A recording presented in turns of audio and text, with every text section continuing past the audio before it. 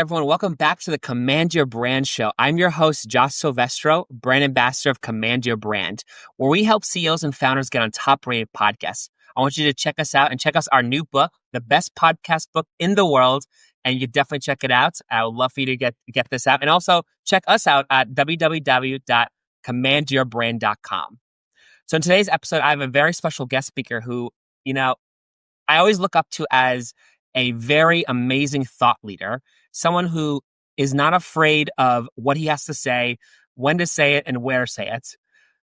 And this person also, too, is just a really passionate father. He's done a lot of things regarding, as himself, knowledgeable as a person, but also as, in terms of how we work around the world and what we do. So I'll let you introduce you guys to Jeremy Ryan Slate, who's the CEO and founder of Command Your Brands. Jeremy, thanks for joining the show, man. Hey, Josh, I'm actually surprised we haven't done this yet. So I'm stoked to be here, and people that have been listening a long time will remember me as the old host of the show.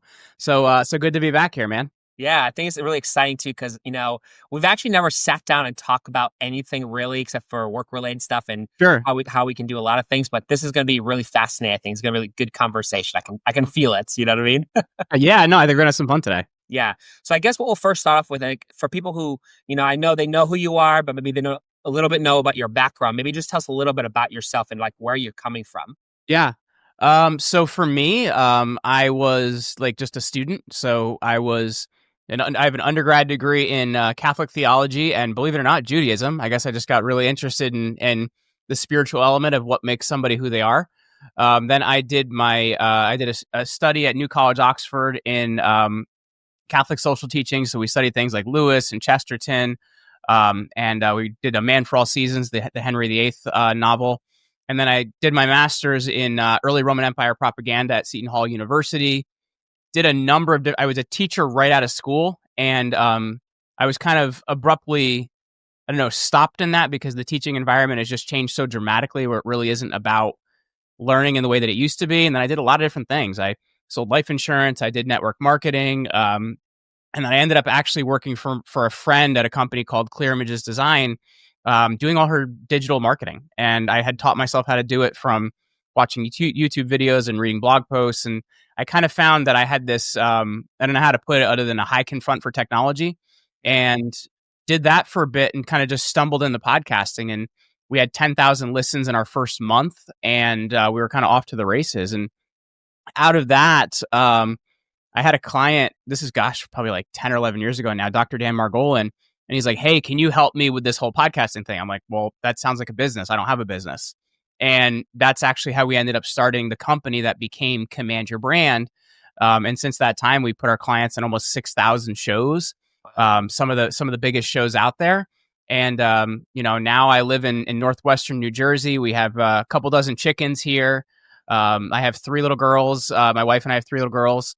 And I have a 150-pound pig, and we're just having fun out here, man. And thinking about the Roman Empire. Wow, that's amazing. So I know a lot too and I've obviously listened to your show for a number of years, and you have a lot of things to talk about in terms of, how to really basically create your own life, but also you also go deeping into the Roman Empire and how it kind of relates to a lot of the events today. And Sure. It's kind of funny is, I look at just as an example at Charlie Kirk, who was a really big, founder and CEO of his own company, Turning Point, but he wasn't really protected and just kind of had a lot of things going on for him. But he was doing really well, like financially, but also, just getting himself known to different medias, Yeah. And I guess like for you, what do you find, in history? I'm sure you've probably been asked this many, many times, where you look at history in the past, what's kind of happening today. Like, do you see any relevance that's happened like years and years ago to what we have today? So I don't know. If you asked me a few years ago, I was kind of more gloom and doom, if that makes sense. But I've spent a lot of time on, personal development and personal enhancement in the last couple of years. And I try to be a lot more positive in how I see things. So at the same time, though, I think history doesn't repeat. It kind of, in a lot of ways, it rhymes, right? So things can be similar, but it doesn't have to mean the same things happen, right? Like, we can kind of see these indicators or see these different things, but it doesn't have to mean we go in that direction. Now, the thing that, especially about a situation like that, is you have to look at political environments and what kind of happens when we go from talking to violence, right? Because Mm. that does happen. You look at the 1960s, 1968 and 1969 were two very pivotal years. We had the assassination of RFK, the assassination of JFK earlier in that decade. We had the assassination of Martin Luther King. So a lot of things were happening, right? And it kind of seems like I know the cauldron's getting stirred up a bit. And we have had a lot more violence in the time period we live in now. But here's the interesting thing that has happened as part of that, which I think is interesting. And that is so Tucker Carlson about 2 weeks ago. And once again, I don't know where people get these stats from, but he said that church attendance was higher in the week after Charlie Kirk passed than it's been since 9/11. So what I think is really interesting, I think we've had events like the pandemic, we've had events like these assassinations, and in history, that's pushed people closer to violence. What we've seen is now we've seen a spiritual awakening, right? We're seeing people that are going back to church, they're caring more about their families. So while in history we've seen these things go the wrong way, I actually am pretty hopeful about where we're going right now because we kind of have a lot of these, blueprints of what has happened in the past and what has occurred. And that's why I'm so passionate about talking about things like the Roman Empire, because we can see those mistakes, we can see those things that have happened, and we could try to not let those things happen again. And I think if you look at humanity as a whole, I think we've gotten to need of change at this point in time, and people are actually changing, which didn't really happen in the past, right? They kind of just hit need of change and they go right into apathy, right? So I think we're in a really interesting kind of point in society right now. Yeah. And it's also fascinating too. I don't know if you've gotten this. I watch also a lot of YouTube and I listen to a lot of, CEOs and founders and how they become wealthy or successful in their field. And one of the most common things that they actually have is their religious beliefs. Like, it's like that's like my backbone. Like I can't live Yeah. without it. You know what I mean? It's kind of fascinating that you mentioned it because, I think it's sort of slipped apart for many, many years. And then now it's sort of coming back to where it is today, where it's everyone has got to have a belief and they got to go to church and they got to follow something to believe in something. But if you kind of look at where we are right now, I think the thing that's interesting is, like, for me, I was raised Catholic, and my religious beliefs have kind of changed over time, as I've gotten older. But I have a real appreciation for people of other religions because I think at the same time, if you're following something and you're following something of a spiritual nature, I think we're all kind of going in the right direction. I think that's what's really interesting about the time period we're in. If you're a Christian, be a good Christian. If you're a Catholic, be a good Catholic. Or if you're a Jew, be a good Jew. Whatever it is. So I think that's what's really interesting about where we are right now. People are taking this and using the motion to kind of get back to what makes us who we are. Interesting. Yeah, I love that subject. I think it's such a fascinating subject, especially when you have, when a lot of people that are successful are saying that it's helped them be successful. You know what I mean? So Yeah. I think that's such a powerful tool that a lot of people, at least when I was growing up, not a lot of people had, especially the friends around me. They were sort of like, "Oh, I'm this, but like I'm not really." You know what I mean? Like Yeah. I'm sure you've heard that one. Yeah, I was Yeah. raised Well, because Catholic. I think as well, Josh, I think like, I don't know how to describe this. So like, I know I'm a little bit older than you, not that much, but like there is this term that happened in the 80s and 90s. And it was this term called political correctness. And like there was just certain things you couldn't talk about in the political sphere. Like it wasn't really okay to talk about your family and who you were married to. And it wasn't really okay to talk about your religion. And we've kind of gotten to the point where we can talk about those things again. And one of my favorite writers, this was around kind of the turn of the 20th century, so the early 1900s, is a guy named G.K. Chesterton. And Chesterton was a Catholic writer. And he said that, a lot of people, obviously I'm paraphrasing here, so to my Chesterton experts there, I apologize.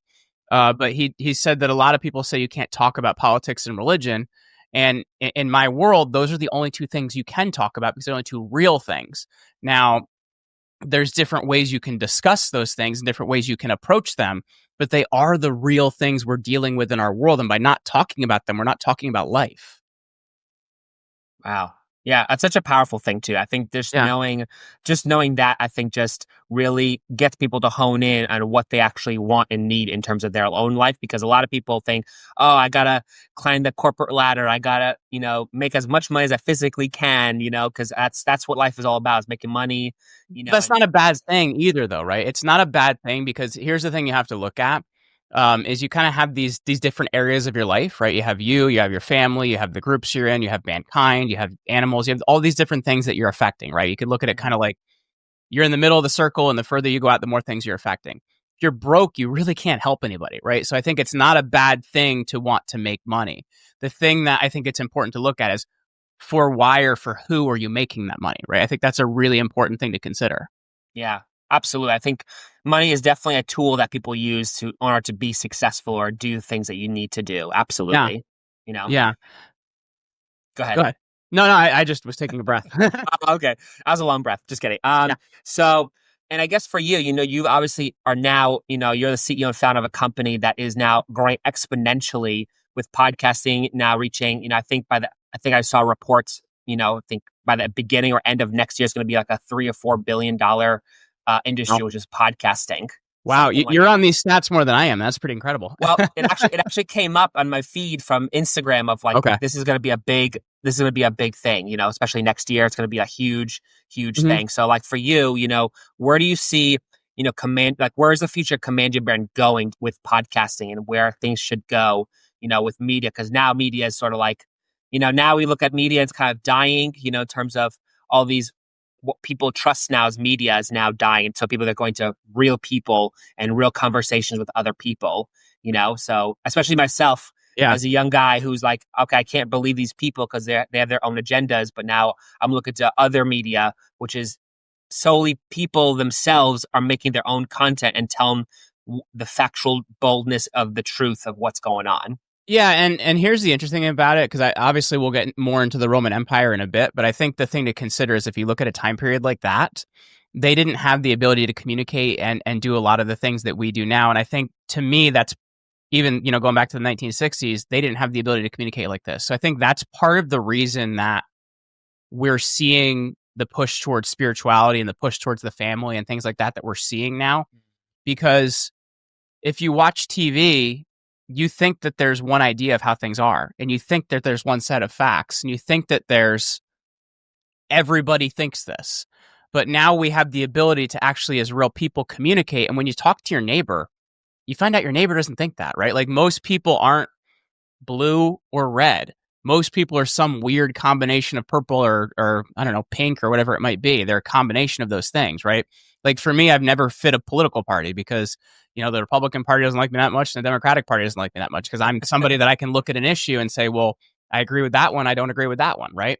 And even with the death of Charlie Kirk, there's a lot of people on the right calling for the death penalty. Well, Josh, I don't agree with the death penalty because that doesn't give somebody the ability to atone for what they've done, right? It doesn't mean that he's going to go out and walk among the rest of us, but at the same time, there's a certain step of things he can apply to at least get in good standing with the rest of the world, right? So I think that's important to consider, right? Ethics is a really important and powerful thing.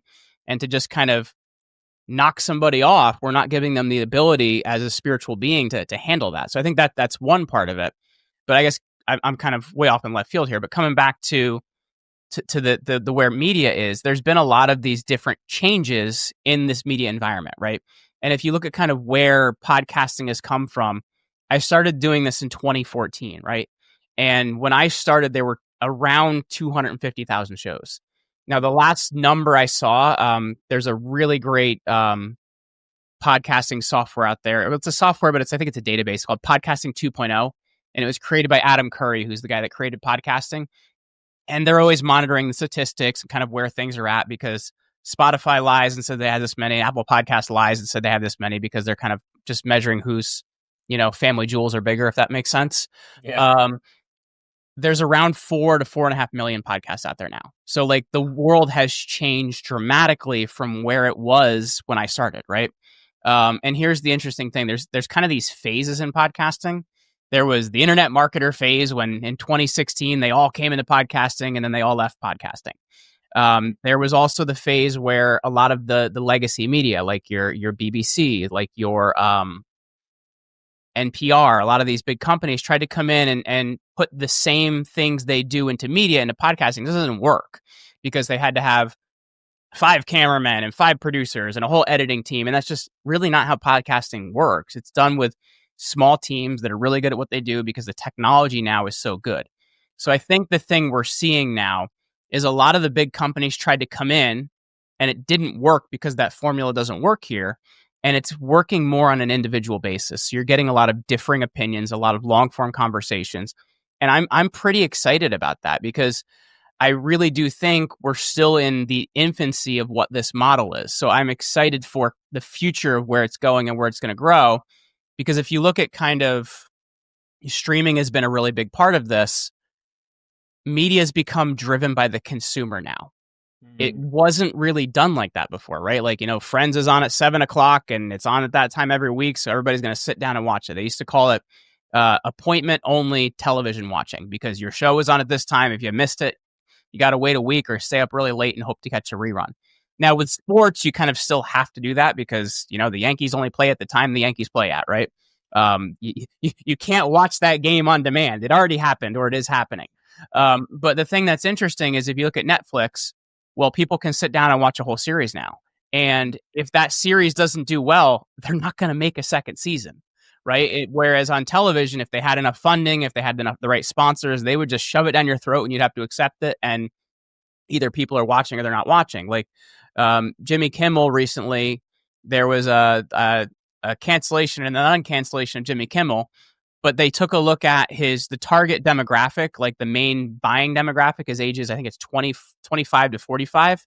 And he's only getting 120,000 watchers in the target demographic, which is the one that actually spends money. So, and that's one of the biggest nighttime shows out there. So legacy media really is dying. And it's going to this different model where channels and apps and whatever are producing what you want to see. And that's the same thing in podcasting where I'm looking at my statistics. I'm looking at what people watched. How long did they watch? Did they like that topic? Did they not like that topic? And then based on that, I'm deciding what I want to do next. That isn't how traditional media has worked. So I think we're in kind of a really cool world of how things are changing right now. Interesting. What's funny is I had an interview, last week with Jake, by the way. Jake Isham? Thank you. Yes. Yeah. And what was fascinating to me was he actually revealed some statistics on YouTube specifically. People actually, about 56% of people watch YouTube on their television. That's wild. 56% of people that are watching YouTube today, which there's, just so you know, there's I think him and I were going over this, where there's actually 300 billion views of videos and shorts produced and watched every day, to where there's so much of it that people are watching on their television. That's how much. Well, that's kind of interesting too. And I'm wondering if people do it like I do. Like, so we have a Roku player on our TV. And you can screencast from your phone to your Roku player. Like, sure, I have the YouTube app and all these apps on my screen, but they're really hard to use in the television. So I was like, oh, I'll say to my wife, like, oh my gosh, there's this episode of Candace Owens you have to see, and I'll stream it right from my phone right to the TV, and we're sitting there watching it. So I can see even in my own habits how I'm doing that now. Yeah. Yeah, it's such a interesting too. Like I've been now, even though I do listen to the episodes as well on my phone, but like when it's on TV or on YouTube, boom, it just pops up right there. It's kind of like your own show. You can download it. It's free. It's kind of like you can't really do anything much about it. But it's very fascinating how much that just that media is actually taken over, even on YouTube, and how much people are actually watching more on their television, YouTube, than they are on their phone. Now, well, that's what's interesting too, because even like how we've discussed this stuff with clients has changed a lot over the years, because the definition of what is a podcast has changed a lot over the years. When I started, 11 years ago, it was like 80% audio. And the reason being is it was not cost effective or efficient to do video. It is right now. Like literally I'm on my laptop using my iPhone as a camera, and my microphone plugs right into my computer. Well, back in the day, you needed 5 adapters to make this microphone work on your computer. and the cameras were terrible, and we were using this thing called Call Recorder for Skype, which the recording always failed like a third of the way through or halfway through. So we're like, hold on, we have to restart the recording. Oh, we have bad bandwidth today, so the guest is stuck like this. So like the technology has changed so much that the ability to create good content is just there now, where your average person for less than $1,000 can have what looks to be a really professional setup. Yeah, absolutely. I think that's so true in anything you do. Like you always should be professional in Yeah. any shape or form when you set either your setup, the way you're talking, anything like that. Yeah. You know? And so for you, you've obviously done so much. I'm sure you've worked through a lot of different things of setting your own show up, setting other people's shows up. I know there's now business now thriving. There's even memes now of just podcasting. Like, I don't know if you've seen this, but Yeah, there's it's kind of interesting. I'm a big Zach Braff fan. I think Zach is a really, really funny guy. yeah. And he actually had an entire show about him running a podcast. I'm like, oh my gosh, we're like in the cultural zeitgeist. This is wild. Yeah. Yeah. Absolutely. I think I just saw there was the Marvel character Deadpool's pretending to be on a podcast with Wolverine.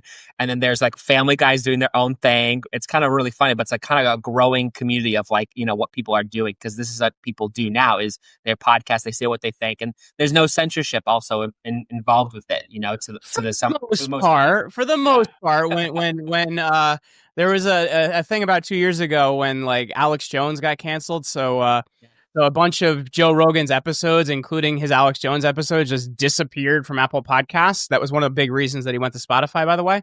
And even Spotify edited his back catalog. But I think we've also started to see that shift too because there was enough noise about it.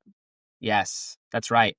And so, for Command Your Brand, our job is in our mission, we help people get on those top rated podcasts, So, and I know for you also have another separate thing called it, Jeremy Roman Empire, which you love to talk about Romans and how the whole aspect works. And I think it's fascinating because it drives a lot of people there to really understand how just that world sort of works, So, and I guess for you, what is the secret that you've kind of made? Why did you make that channel in the first place? Well, what drove you to that channel? Okay, so I guess first and foremost, I don't want to sound like a poser. So let me add like the reason I talk about Rome is I did actually go to school for it. So in my undergrad, as I mentioned, I was a double major in Catholic theology and then also Judaism.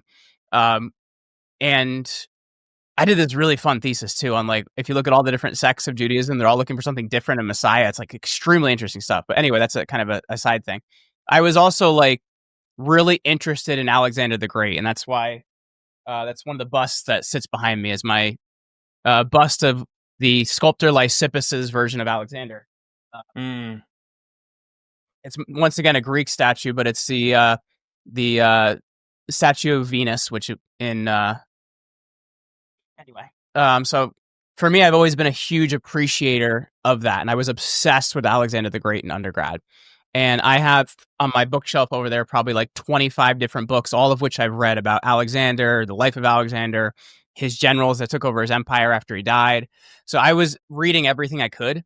And I read this one really weird article by this Jesuit priest that was written around the turn of the century about after the Battle of Actium, which is when Rome comes from being a republic to an empire. The first emperor, Augustus, goes and prays in front of the mummified sarcophagus of Alexander the Great, who'd been dead for about 300 years at that point in time. I'm like, that's really weird. Why'd that guy do that? So that ended up being what my graduate thesis was on, was like looking into this. So I got absolutely obsessed with Rome in grad school.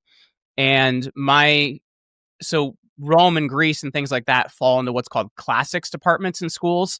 And a lot of universities are getting rid of classics departments, which to me, that feels like a sin. But my university had it in undergrad, but they had gotten rid of it in the graduate school. So basically, I wrote this really long proposal. I walked up to the dean of the history school and I said, so you don't have a classics department. I'm going to help you make one. So basically, I got him to agree to let me bring all the classics professors into the history graduate school so I could get my classics master's at looking at the Roman Empire. So I've always been obsessed with it. A few years ago, there was a meme that popped up about men thinking about the Roman Empire. And Josh, I will tell you, I am the least pop culture literate person in the world. You could put on any modern music and I would have no idea who it is, right? Because I just don't know, you know? Yeah. But my wife, she loves her reels. Does she love her reels? So she found one of these reels with the Roman Empire, and she's like, "Well, you're extremely qualified to talk about this, and this seems like something that's popping up in culture. You should talk about it." So I was on a show with a guy named Cal Fussman. I think Rebecca had booked me on his show, and one of my talking points was just something minor about the Roman Empire since my degree was in it. He goes, "Oh, we're going to talk about that." So this whole episode ended up being about it. I'm like, "Oh, okay, so people are interested in this." So I reached out to James Altucher, who is a good friend that I've done a number of things with, but he has a big podcast. I'm like, let's do an entire episode on Rome. And there was so much interest that for the past year and a half, I've just been talking about it. And I think the thing that's interesting is, sure, it popped up in pop culture and it was something to talk about, and Saturday Night Live did video and everything else. But if you look at the way people look at societies when they're not doing well, they tend to tie them to Rome. So there's been a lot of these comparisons. But I tend to be somebody that goes against the grain, right? And when you're looking at Rome as a civilization, it's actually three, possibly four pieces in time. It's founded in 753 BC as a kingdom. It's a kingdom for 7 kings. So it goes from 753 to 509 BC. And then in 509, it becomes a republic, which is what the American form of government is based on. So that goes from 509 to 31 BC. And then from 31 BC to 476 AD. So we had the time scale kind of change in there. It becomes a empire. And if you want to go even further, what's called the Byzantine Empire is actually just the Eastern Roman Empire, and they would have called themselves Romans. It's only be called the Byzantine Empire in the 16th century because they're trying to figure out, what do we call this thing, to say, well, it's a little bit different than what the Roman Empire was. Right. But oftentimes people tend to look at the fall of the Republic as kind of the thing that you want to look at. So I know even Time Magazine a couple of years ago did a piece where they're trying to say, well, is Donald Trump the new Caesar? Donald Trump's a lot of things. He's not Julius Caesar, right? You know what I mean? Like he went to military school, but he's never been in the military, right? So I tend to look at something a little bit different and a little bit further down the road. I look at what's called Rome's third century crisis, which, funny enough, is not what I focused a lot in school. But when I started seeing these things, I read everything I could get on it. I took every lecture I could get on it. I'm a big fan of the great courses. So I did everything I could do to get information on this period of time. And if you look at that, to me, it's a bigger symptom of not just what's happening in America right now, but what's happening globally, was this third century crisis. So what's happening in this time period, some of which we're seeing, some of which we're not seeing, right? Like, one of the big things you see in the third century crisis is the way power is gotten and maintained is different. Basically, a guy raises an army, attacks Rome, and says, I'm the new emperor. We don't really have that. We don't have our congressmen and senators raising armies and declaring themselves president. That's not really happening. But the things we do have happening that we are seeing is inflation and immigration issues. And we also see as well, though we don't have people in government attacking each other, we have a central power issue, which is what they had too. They had this power vacuum at the center. So if you look at those things, those are real indicators of what's happening right now. Now, the positive I see of it, as I mentioned, the Eastern Roman Empire lasts almost 1,000 years longer. The thing that they did is they handled their monetary policy, which we are not doing here right now. And that's why I say, like, I look at these things and they don't repeat, but they do rhyme. So I think there is a big open door for us to actually do something about it, you know? Yeah, absolutely. I think there's always something can be done about it. That sort of stuff. You've probably heard that before. No, it absolutely can. And it's funny, Josh, because I know I just wrote a post on Facebook about this morning. Like, I was somebody, like, I've been very political my whole life. I campaigned for Ron Paul in 2012 when I was still in high school. And no, not in high school. I was in undergrad at that point in time. But anyway, in the last 5 years, I became so political that I wasn't willing to talk to other people that didn't agree with me. And what actually ended up happening for me is I looked at what is my actual basic purpose. And I realized it was adding more, a higher level of culture to the world and a higher level of beauty to the world and more aesthetics. And that's why when I talk about these things, I want to show people by understanding your culture and understanding your past what you can do about your current situation. Yeah. And I'm sure for you as a CEO and founder of Command Your Brain, you probably do the same thing. 'Cause I've definitely noticed that shift and change of aesthetic and how can we be more organizationally Right, you see that in organized. our brand a lot, right? Like I've we changed our brand standards recently because a lot of it was about like we're gonna go get the man and the man's getting us down and the man's against us and we're gonna run all these campaigns that are stopping the man. And we came out with these new brand standards that are about legacy and about empowerment and about big messages, right? Because if you look at where politics falls, it's more at a level of fighting or more at a level of antagonizing each other. Whereas you look at legacy and things like that, it comes from a much higher level of aesthetic, right? It comes from a level of thought, a level of idea, which is a much better way to look at things. Right. Absolutely. I think that's so true because I think, at least that I've seen in, many, many weeks, even months of just media, you'll see people just fighting each other on different issues. And they're just fighting. They're not even just like actually figuring out what can we do about it. Not like, oh, we must do this way. No, you're wrong and you're wrong. It's almost like a make wrong on both sides. No, I agree with that because you have to look at it this way, right? Like if you have two ideas, right? You have idea A and idea B. And then those things two come together. Well, what do you have? You have some sort of a problem happening, right? And you're never going to resolve things that way. So if you look at it from the level of ideas, well, now you're above the problem. And that's a pretty awesome way to look at things because you're getting back into communicating with people. Right. And so for us, what do you think what is the ideal mission? Like what is our mission at Command Your Brand? What should we do to actually solve that, do you think? Well, I think number one, it's the people we work with, right? Like not everybody's qualified to work with us, because one of the things that we look at, and this is something we've been trying to solve in marketing recently, because as a company, sometimes you also take what you can take because you got bills to pay. Yeah. But the thing that we've tried to fix in our marketing, which has been a much longer term thing, is we need to find people that they're already doing well, their business is already succeeding, but they have a much bigger mission for mankind. And if you look at that and you are helping to shape messages like that, well, you can really change conditions that way, right? Because if you're helping other people that have this mission to, sure, we need to make money, right? Because if I don't have money, then I can't do very much. But if they're in a position where they're trying to shift things that are happening with mankind, well, that's a pretty big thing that we can help to push forward, right? Right.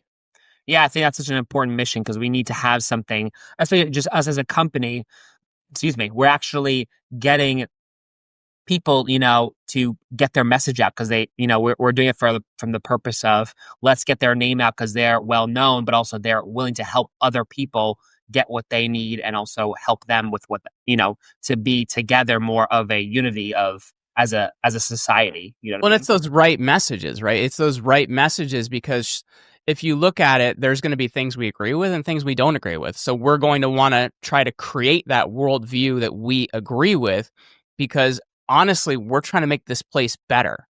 And we can't do that by people that are, creating upset with others or creating situations or just trying to get a couple bucks or trying to get one over on somebody else. We're trying to actually help people that change conditions. And I think that's the real big idea I've been trying to push in here over the last year. Yeah. And so I guess as a final message for people who are listening, a lot of us are CEOs, founders of our own companies. They want to Mhm. take the next level. Like, some of Yeah. them are successful. Maybe they're not as successful as they think, but they want to take it to the next level of like, okay, how can I help the world abroad? Like, what do you think people should do? Should they, you know, what should their next step be? Well, I think if they have a big message, if there's somebody that wants to see the world survive better, not just themselves survive better, if they head over to commandyourbrand.com, I know we're going to have a better link to this, but right now you'll see a pop up and you'll see a link on the bottom of the page as well for what's called the brand authority analysis. And that's a really cool thing you can take that's going to show you currently where your brand authority stands, where you can improve as well. And then it's going to show you how we can help you improve that. So I'm pretty excited about this because it shows everybody like where you stand in getting that message out there. So it's the brand authority analysis. There's a pop up on the homepage. Obviously, we'll have a better link in the future, but there's a pop up on the homepage. It's also the bottom of the homepage as well. If you take that as a CEO or a founder, or we work with a lot of functional medicine, integrated medicine docs as well. And you're somebody that wants to help others do better. Well, we want to help you do better, but we got to show you where you're at first. Right.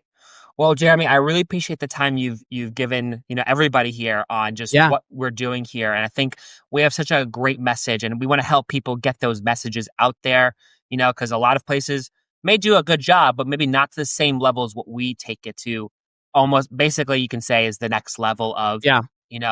To the broad world. And you're getting on the right shows and the right podcasts. And I think that makes a big difference in getting those people out there. No, I would agree, man. Like, I don't want to see empires decline and fall like Rome. I want to see people make this world a better place. And I think we have a really brief breath right now to do something, because things are shifting. People have an ability to communicate like never before. And I think that's why we're seeing, the spiritual shift and things like that we're seeing right now. So I would really advise people to, whether it's working with us or whether it's doing whatever they do, to take advantage of this and to actually help change conditions. Yeah, absolutely. Well, Jeremy, it was an honor talking to you, and I really thank you for coming on the show. As a busy guy like you, CEO, founder, gotten 3 kids, gotten pigs, gotten chickens. So I really appreciate the time you've given everyone here listening, just give me a chance to talk to you and how to get your message out there and just your show and really aiming toward that audience. So I really appreciate the time you've given us, and that's. Hey, you got it, man. Thanks for that. I'm really shocked we didn't do this sooner, so I'm glad we did it now, man. Absolutely. And I thank also everyone here for joining the show and listening to this. If you guys like this, please like and smash the subscribe button. I think it'll help us out, and also check us out and see if you qualify, and seeing if you want to get on podcast yourself. That's definitely a good chance for you. You can, which is at commandyourbrand.com, and speak to one of us. I think that would help you personally. And Jeremy, it was awesome talking to you, man. Same here.